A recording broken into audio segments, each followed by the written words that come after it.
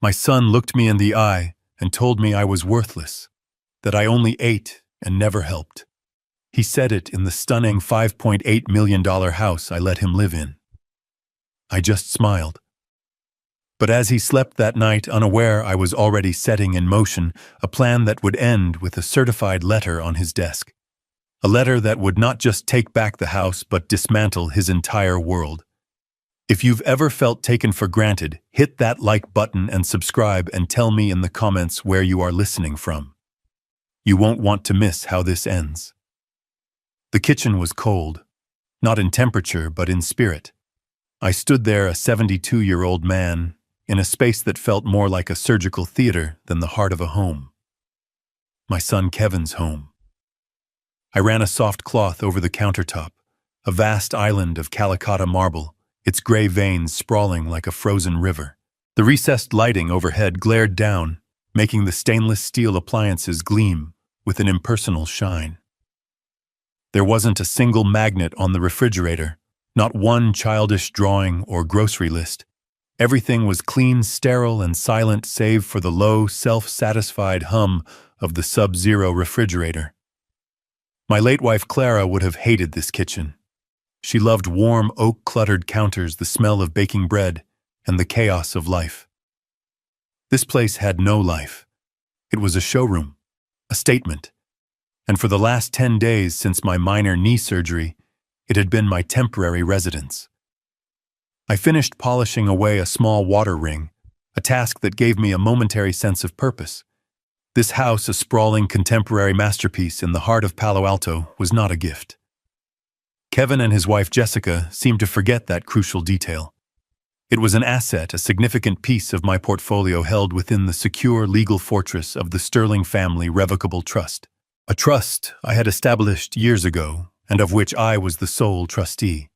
Clara had insisted on it. I remember her words as our lawyer drafted the documents. "A safety net, Leo," she had said, her hand resting on mine.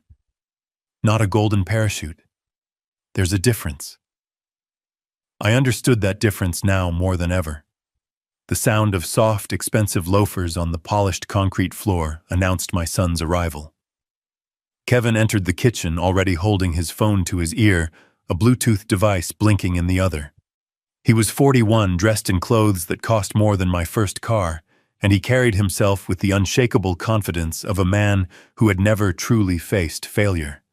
He gave me a quick nod, a gesture one might give a doorman, and proceeded to the espresso machine. No synergy is the wrong play here, Mark," he said into his headset.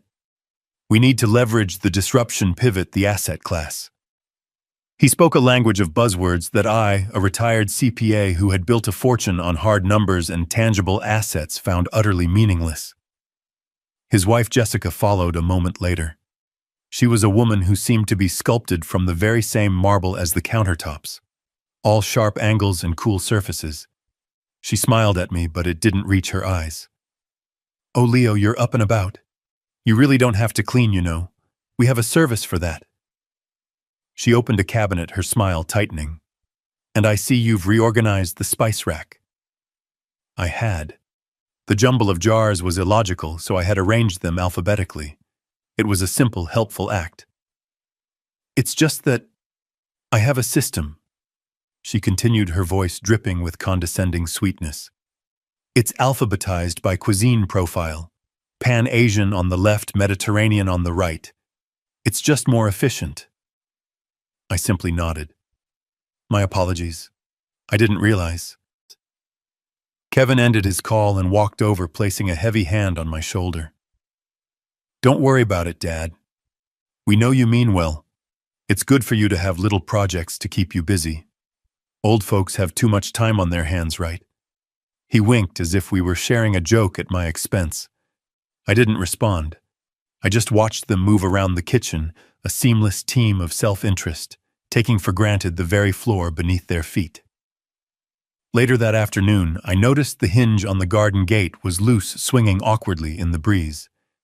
I retrieved my small toolkit from my car and spent half an hour fixing it, replacing a rusted screw, adding a drop of oil until it swung smoothly and silently. I also spent some time tending to the rose bushes near the front door. Jessica had bought them for a dinner party 2 weeks ago and had promptly forgotten about them. Their heads were drooping, starved for water. No one noticed me doing these things. Or if they did, they didn't comment. My small contributions were invisible like I was. The tipping point came, as it so often does, over dinner. The air was thick with unspoken things. My grandchildren, 8-year-old Liam and 6-year-old Maya, sat between us, small, silent observers in a quiet war. Kevin was holding court, talking animatedly about a new startup he was advising. It was something to do with artificial intelligence and gourmet pet food delivery. "It's about scaling, Dad," he said, gesturing with a fork. "You wouldn't understand. The old models of business, brick and mortar tangible assets, they're dinosaurs. It's all about intellectual property and market disruption now." I didn't argue. I just cut into my chicken, which was dry and overcooked. Jessica sighed dramatically, setting her wineglass down with a delicate click. "The property taxes on this place are just criminal," she announced to no one in particular. "And with the cost of everything in Palo Alto, groceries, the kids' tutors, it's a mountain." That was the opening Kevin was waiting for.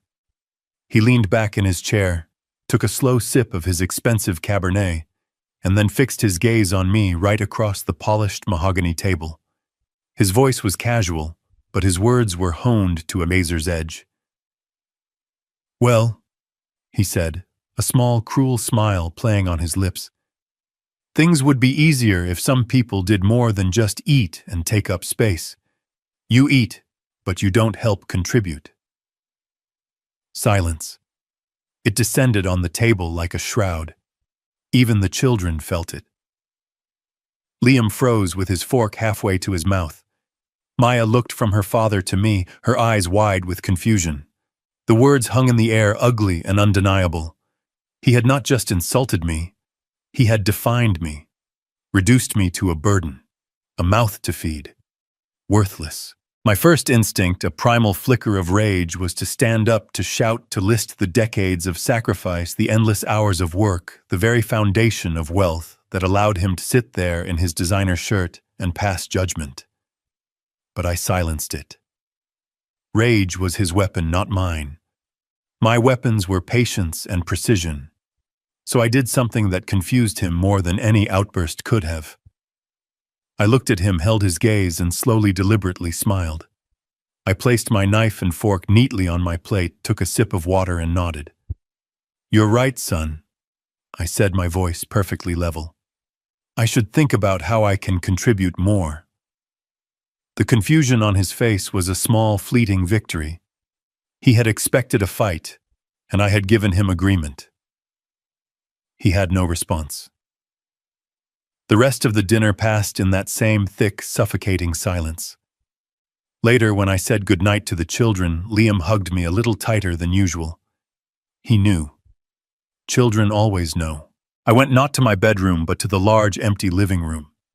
I didn't turn on the lights. I sat in an uncomfortable, modern armchair that looked better than it felt, a perfect metaphor for the house itself. The city lights of Silicon Valley glowed through the floor-to-ceiling windows. I pulled my old leather wallet from my pocket. From a hidden flap, I took out a faded, dog-eared photograph of Clara. She was smiling, squinting into the sun, on a beach trip we took over 40 years ago. We were young and poor and ridiculously happy. I looked at her face and I thought about the promises we had made to each other. I thought of the 2 jobs I worked while she raised Kevin in our tiny rented apartment. I thought of the scraped-together down payment for our first home, a tiny bungalow that felt more like a palace than this $5 million tomb. Every decision, every risk, every long night at the office had been for him. To give him the life we never had. We had given him a safety net, and he had mistaken it for a throne. My son's words echoed in my mind. "You eat, but you don't help contribute." He didn't see the repaired gate, the watered roses, the lifetime of contributions that had built the very world he took for granted. He saw only a liability, an old man taking up space. In that moment, sitting in the dark, I felt a profound sense of clarity. The love I felt for my son was being eclipsed by the disrespect he showed for everything my wife and I had built. Protecting my family, I realized with a cold certainty, now meant protecting its legacy from my own son. This was not about revenge. It was about balance. It was about honor. It was about Clara. The adjustments needed to be made. Order must be restored. The digital clock on the bedside table read 4:17 a.m. Outside the window, the manicured world of Palo Alto was still shrouded in a deep artificial darkness, punctuated only by the soft glow of landscape lighting on perfectly trimmed hedges. I had not slept. The decision once made had settled into my bones, not with the heat of anger, but with the cold, hard weight of necessity. I rose from the bed, the slight ache in my knee, a dull reminder of why I was here in the first place. Moving with a silence learned from a lifetime of early mornings, I dressed in the clothes I had laid out the night before. I did not pack the rest of my things. I would not be needing them. I moved through the cavernous house a ghost in my own son's kingdom. The air was still and cool, recycled by a silent, efficient HVAC system. In the vast kitchen, the marble countertops seemed to absorb all light, giving nothing back. I found a pen and a small notepad Jessica kept for grocery lists. On it, I wrote 5 simple words. Gone to handle some business. I didn't sign it. He would know who it was from. I placed the note squarely in the center of the cold marble island where no one could miss it. I didn't look back as I walked out, closing the heavy oak door behind me with a soft final click. My car, a modest sedan that was paid for in cash, felt like a sanctuary as I pulled away from the curb. I didn't drive east toward my own small, comfortable condominium. I drove north toward the city. As I merged onto the highway, the first hints of dawn were beginning to stain the eastern sky a bruised purple. The world was waking up, but a part of my own world was being put to rest. The drive across the Bay Bridge was cathartic. The iconic orange towers rose out of the morning fog, symbols of engineering and endurance. I felt a kinship with them. I was a man who had built things, a man who understood foundations. And I knew the foundation of my own family was cracked and needed to be demolished before it collapsed entirely. I didn't check into the modest inn. I drove to the Fairmont, a grand old hotel perched atop Nob Hill, a place that spoke of old money and quiet power. I needed the anonymity and the gravitas. I was not a father seeking refuge. I was a strategist establishing a command center. After a seamless check-in, I took the elevator to my room on the 14th floor. It had a commanding view of the city and the bay. I didn't unpack. I ordered a pot of black coffee from room service, and as I waited, I stood by the window watching the city below come to life. The first rays of sun were now striking the top of the Transamerica Pyramid. It was time. I took out my phone and dialed a number I knew by heart. It rang twice. A crisp, professional voice answered. Evelyn Reed. Evelyn, it's Leo Sterling. I kept my voice steady, devoid of the emotion that had churned within me all night. There was a slight pause on the other end. Leo, it's not yet 7 o'clock. Is everything all right? I sat down in the firm armchair by the window, the warm porcelain of the coffee cup, a small comfort, in my hands. Everything is becoming all right, Evelyn, I said. I apologize for the early call, but this is a matter of some urgency. I need to activate my full authority as trustee for the property on Crescent Drive in Palo Alto. I am selling it. The line was silent for a moment, but it was not the silence of shock. It was the silence of a sharp mind processing information and calculating variables. Evelyn Reed was not a lawyer you hired for emotional support. You hired her for her mind, which was as sharp and clear as a diamond. All right, Leo, she said, and I could hear the faint clicking of a keyboard in the background. I have the trust document in front of me now. The Sterling Family Revocable Trust. Let me see. More clicking. I took a slow sip of my coffee. It was black and bitter, just the way I liked it. It tasted of clarity. "Here we are," she said, her voice purely professional. Section 4, Article B. As sole grantor and trustee of this trust, you retain absolute and unrestricted authority to manage, lease, sell, or otherwise dispose of any and all assets held within the trust. This authority can be exercised at your sole discretion without the consent or prior knowledge of any named beneficiaries. She paused, then added, "The language is ironclad, Leo, just as we drafted it." "I remember," I said quietly. "You have every legal right to do this," she continued. "The title is clean and the trust is in good standing. We can have it on the market by the end of the week." Then her tone shifted slightly, losing a fraction of its legal stiffness and taking on a human edge. "Leo, as your counsel, I have to ask, are you prepared for the fallout? Kevin is the primary beneficiary designated to reside at the property. He will not take this well." I looked out the window at the sprawling city, at the thousands of lives moving in their own orbits, each with its own struggles and triumphs. My problem felt both immense and insignificant. "The consequences of inaction are far worse, Evelyn," I said. "This isn't a rash decision."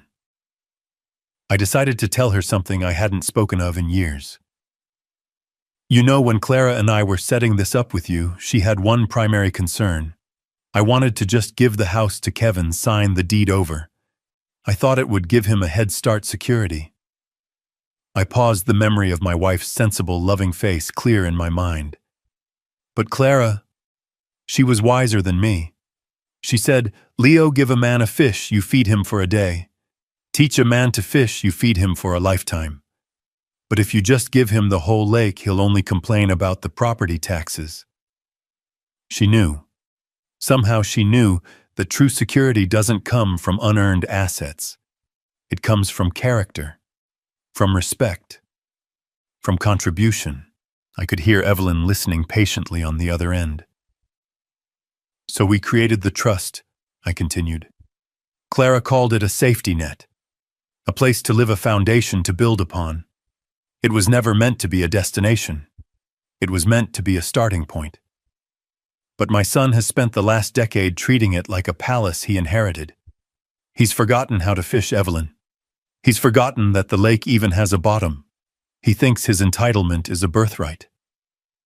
My voice was still calm, but it was now filled with a resolve that had been forged in the fire of last night's humiliation. "Last night, he told me I don't contribute. So I have decided to contribute. I'm contributing this asset back into my control where it can do some actual good. I am prepared for the consequences." There was another moment of silence. When Evelyn spoke again, her voice was back to being all business, but with a new undercurrent of firm support. "Very well, Leo. Then let's get to work. What is your first move?" Evelyn's first question was a practical one. "Do you want me to engage a realtor? At that price point, we should look at the top firms in the valley. We can have it listed by Monday." "No," I said, my voice firm.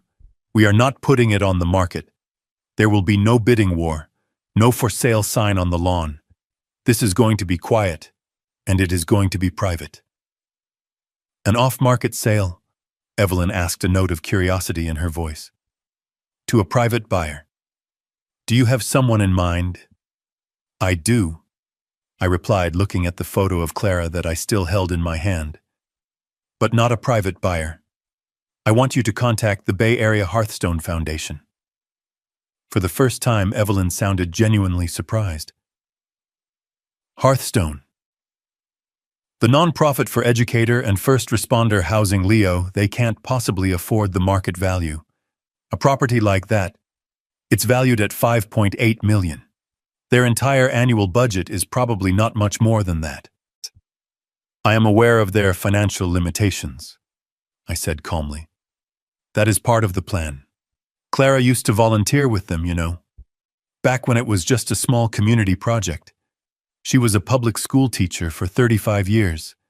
She saw so many of her best colleagues, brilliant young teachers, forced to leave the district. They could shape the minds of the next generation of tech billionaires, but they couldn't afford to live in the same town. It broke her heart. She always said, "A community that outsources the housing of its teachers has lost its soul." The memory was so vivid, so powerful, it felt as though she were in the room with me. This was more than a strategy now. It was a mission. It was Clara's legacy. "I am not going to sell it to them for market value," I continued. "I am going to offer them a bargain sale. We will sell the property to the foundation for $2 million. The remaining $3.8 million will be considered a charitable donation from the trust." Evelyn was silent for a long moment. I could almost hear the gears of her brilliant legal mind turning, assessing the angles, the implications. "A bargain sale," she finally said, her voice filled with a new kind of respect. "Leo, that's strategically elegant.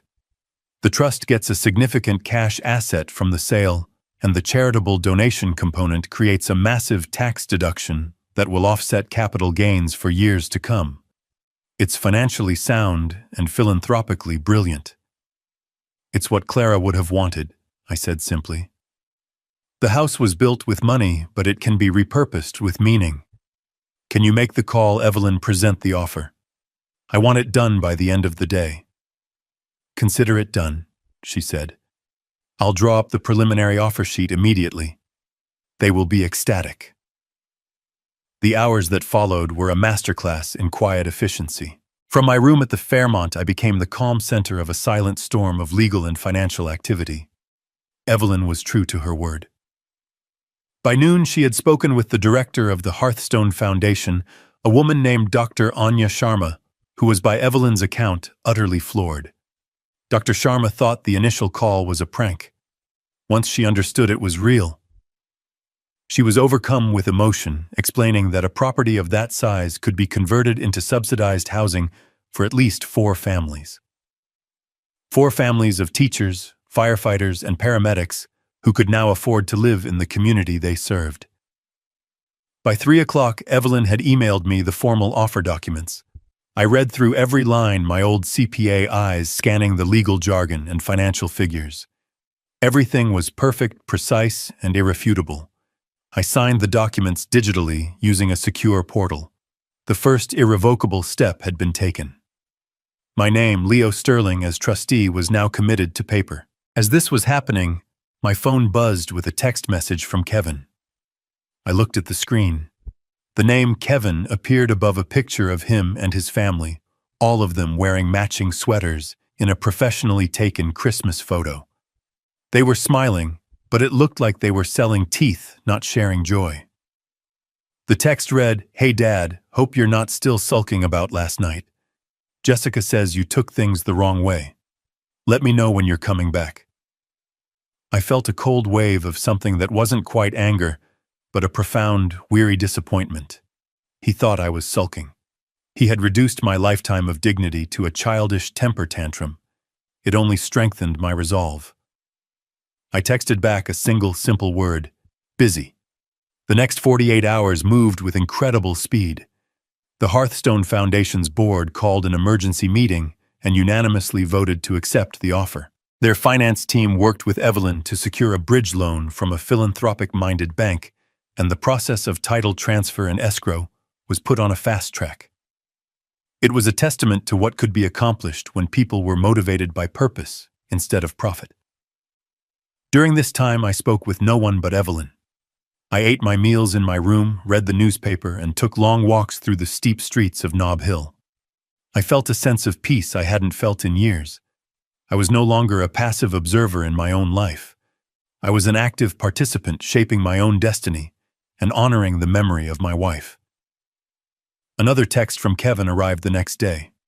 "Seriously, Dad, what's going on? Jessica needs to know if you're coming back so she can have the guest room cleaned. The cleaning service comes on Thursdays." The sheer breathtaking entitlement of it almost made me laugh. My presence or absence was not a matter of emotional concern, but a logistical problem, a scheduling conflict with the maid service. This was the son I had raised. This was the man who believed he was the center of the universe. I replied with 2 words this time: still busy. On the 3rd day, a Thursday, Evelyn called me. "It's done, Leo. she said, her voice carrying the satisfaction of a job well done. The funds have been wired. The title has been recorded with the County of Santa Clara. The property at 412 Crescent Drive, Palo Alto, is now officially owned by the Bay Area Hearthstone Foundation.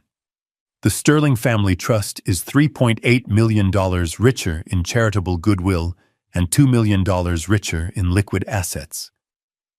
It was a strange feeling, a sense of profound finality. A $5.8 million anchor, an asset that had become a symbol of my son's arrogance and my own silent complicity, had just been lifted.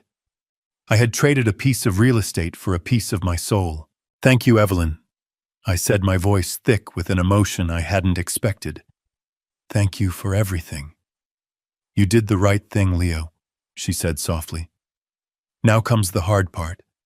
What's your next move?" My next move was already planned. It was time for the quiet, efficient world of legal documents to collide with the loud, self-assured world of my son. It was time to send the letter. The world my son Kevin inhabited was built of glass and steel. His office on the 27th floor of a gleaming tower in downtown San Jose had a panoramic view of the sprawling valley below. He liked to say it gave him perspective, but I always felt it simply allowed him to look down on everyone else. On this particular Friday morning he was performing. I could picture it perfectly. He would be leaning back in his $1,000 ergonomic chair, hands clasped behind his head, holding court in front of two young startup founders who were likely burning through their investors' cash at an alarming rate. He would be using his favorite words: synergy, scalability, disruption, paradigm. Words that sounded important, but meant very little. He was not a builder like I was. He was a decorator. He took other people's ideas and added expensive-sounding jargon to them. In the middle of his pontification on leveraging brand authenticity, his assistant, a young woman named Chloe, whom he paid too little and intimidated too much, would have knocked softly on the glass door. Kevin would have waved her in with an annoyed flick of his wrist, his flow momentarily broken. She would have entered timidly, holding a crisp white FedEx envelope. "I'm so sorry to interrupt, Mr. Sterling," she would have said, "but this is a certified overnight delivery. It requires your signature." Kevin would have sighed, a loud theatrical display of his own importance. "Chloe, what have I said about interruptions during client-facing strategy sessions?"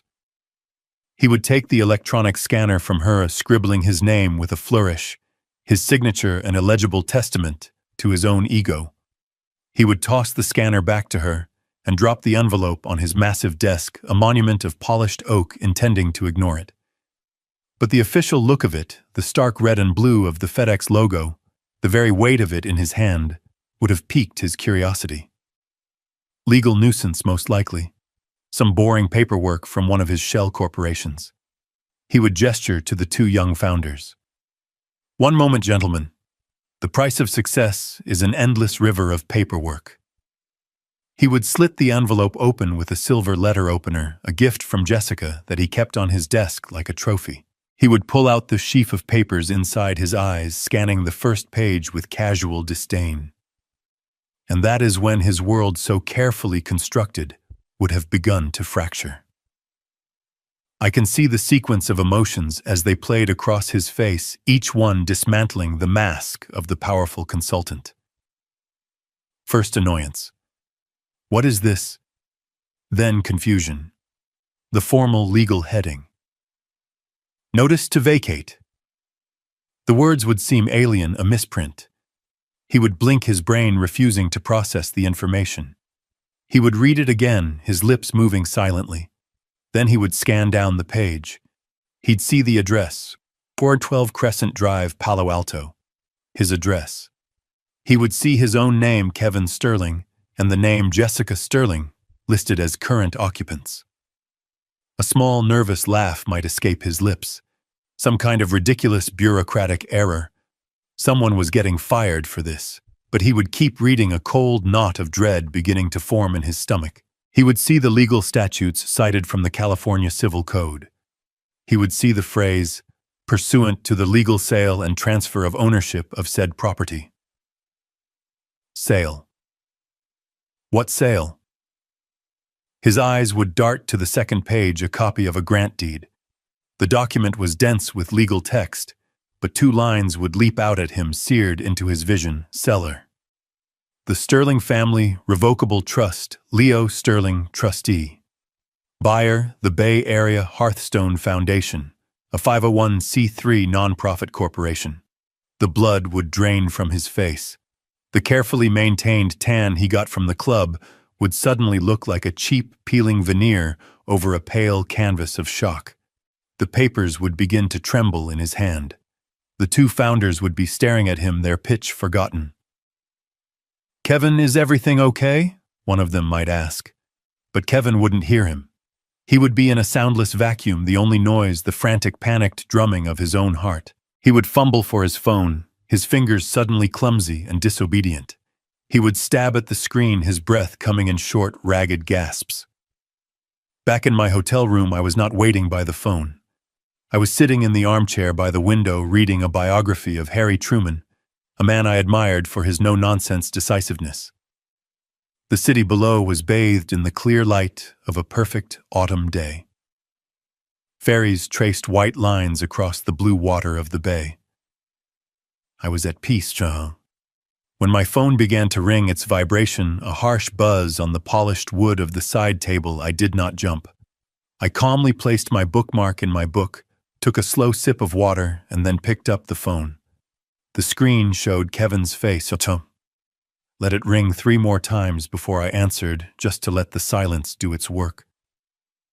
"Hello, Kevin," I said, my voice as calm as the placid water of the bay. The sound that came through the speaker was not a voice. It was a raw, guttural noise of pure rage and panic. "What is this? What did you do?" he screamed, his voice cracking. "I got a letter. An eviction notice. This is some kind of sick joke, right? This is a mistake." I leaned my head back against the chair.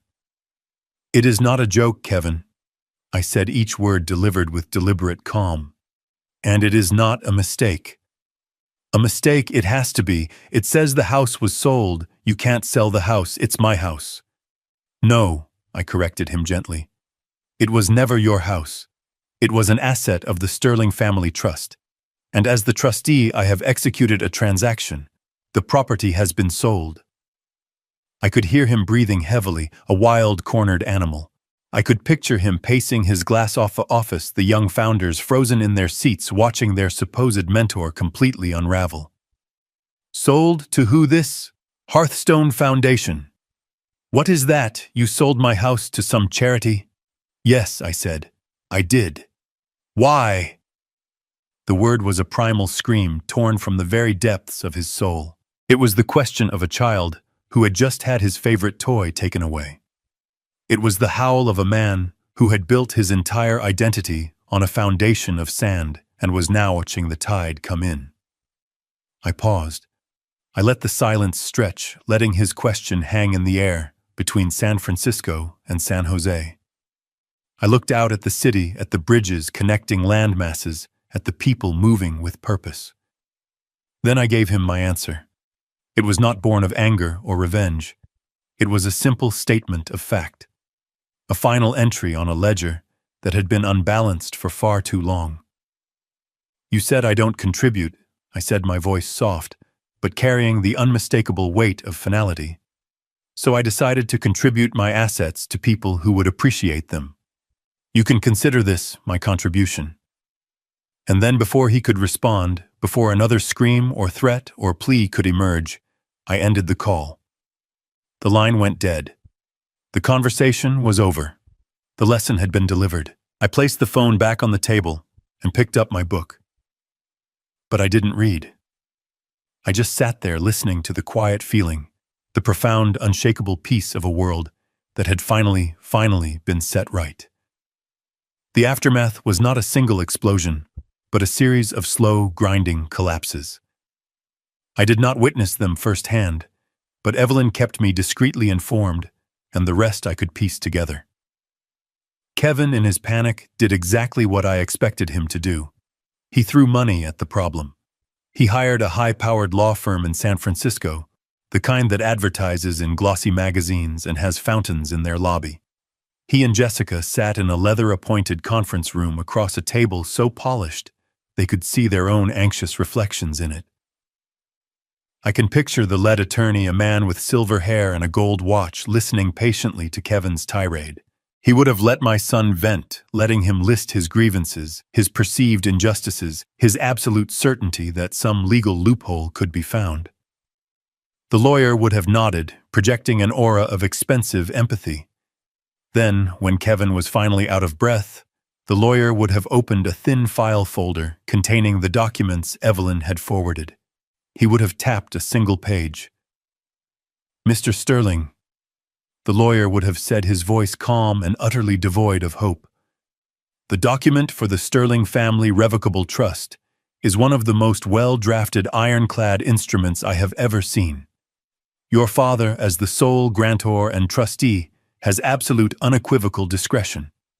You are a named beneficiary, which entitles you to be a recipient of the trust's assets, but it does not grant you any ownership or control over them.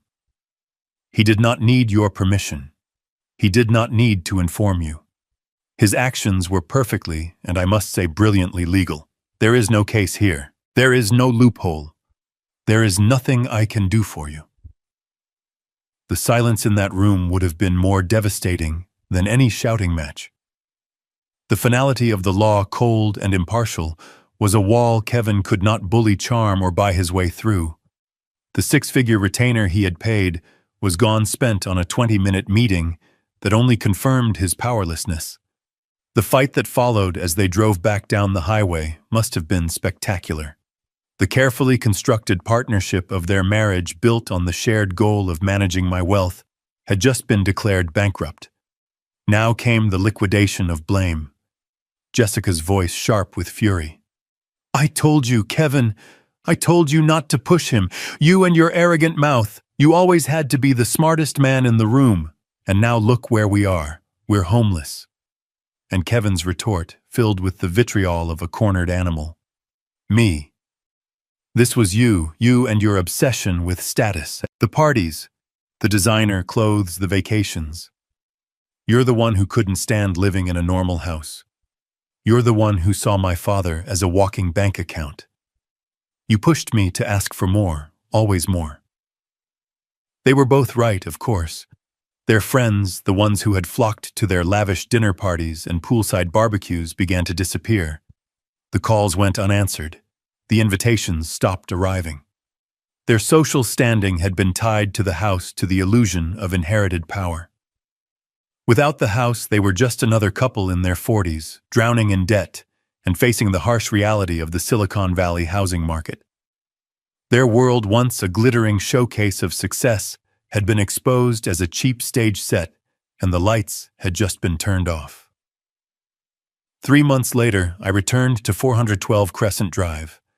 I parked my car on the street, the same street where I had once felt like an intruder.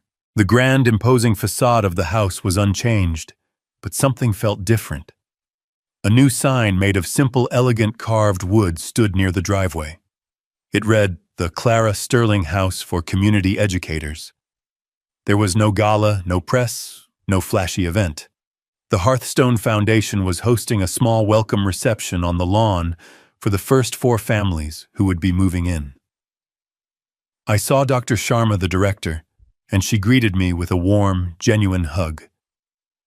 "Leo," she said, her eyes shining. "Come, I want you to meet someone." The vast, cold living room where I had last seen my son was now warm and filled with the sound of children's laughter.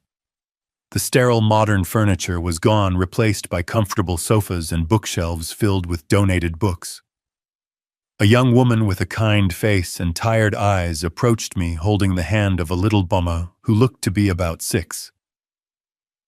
"Mr. Sterling," she said, her voice filled with an emotion that made my throat tighten. "I'm Sarah. I teach 3rd grade at the elementary school down the road. For 2 years, my son and I have been living in a tiny, 1-bedroom apartment 40 miles away. I spent 3 hours a day commuting. I almost quit last year. Because of you, because of your wife, we get to stay. I get to teach in the community I love. My son gets to have a real home. She squeezed her son's hand. Thank you. I don't think you'll ever know how much this means. I looked at her, at the hope in her eyes, at the little boy who now had a safe place to grow up, and I felt a profound sense of peace settle over me. There was no victory, no triumph, no feeling of revenge. There was only a quiet, powerful sense of rightness. This was the house Clara would have wanted. I stood there for a long time watching the families mingle, watching teachers and firefighters share stories, their children playing on the lawn that was now a shared community space. My son's angry, desperate face flashed in my memory, and for the first time I felt a flicker not of anger, but of pity. I did not take a house from my son. I gave him an opportunity. The opportunity to build a life of his own, not one handed to him on a silver platter. I gave him the chance to learn the value of contribution, not by receiving it, but by being forced to create it himself. The door to my life is not closed to him forever, but it is no longer wide open, a gate to be entered and exited at his convenience. It is now a door that must be earned, opened with a key forged from humility and respect. Whether he chooses to forge that key is up to him. My work is done. I have honored my wife. I have protected our legacy. I have transformed a monument of entitlement into a foundation of hope. I have at last restored order. And in the silence that followed the storm, I have found my own dignity again. This story teaches a powerful lesson about the true meaning of legacy and self-respect.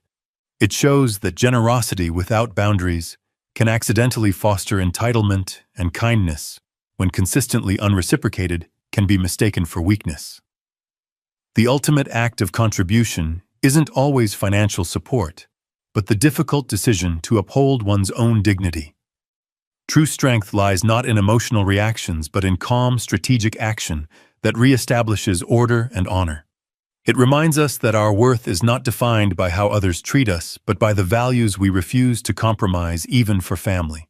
Have you ever had to make a difficult choice to teach a loved one a lesson about respect? Let me know in the comments below.